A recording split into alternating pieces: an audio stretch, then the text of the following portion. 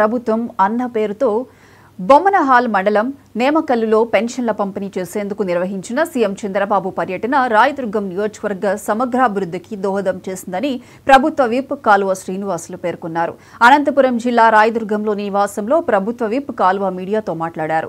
CM పర్యటనను విజయవంతం చేసిన ప్రతి ఒక్కరికి కృతజ్ఞతలు తెలిపారు.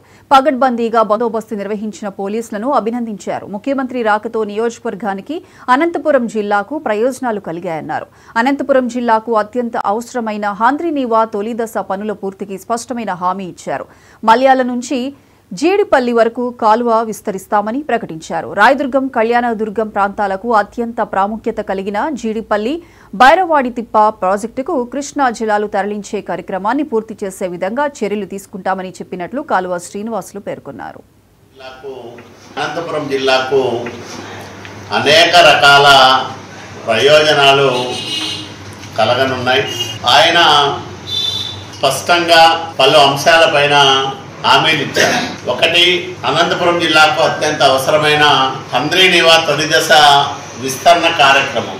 మల్యాల నుంచి జీడిపల్లి దాకా ఈ కాలువను విస్తరించడానికి చంద్రబాబు నాయుడు గారు నిన్న ప్రకటన చేయడం జరిగింది. రెండోది, రాయదుర్గం, కళ్యాణదుర్గం నియోజకవర్గాలకు అత్యంత ప్రాముఖ్యత కలిగిన జీడిపల్లి బైరవాడి తిప్ప ప్రాజెక్టుకు కృష్ణా జలాలు తరలించే కార్యక్రమం పనులను పూర్తి చేస్తానని ఇచ్చిన హామీ. మూడోది, 36A ప్యాకేజీ కింద ఉరవకొండ, కళ్యాణదుర్గం, రాయదుర్గం నియోజకవర్గాల్లో 64,000 ఎకరాలకు నీరిచ్చే పనులను పూర్తి చేస్తానని ఇచ్చిన హామీ.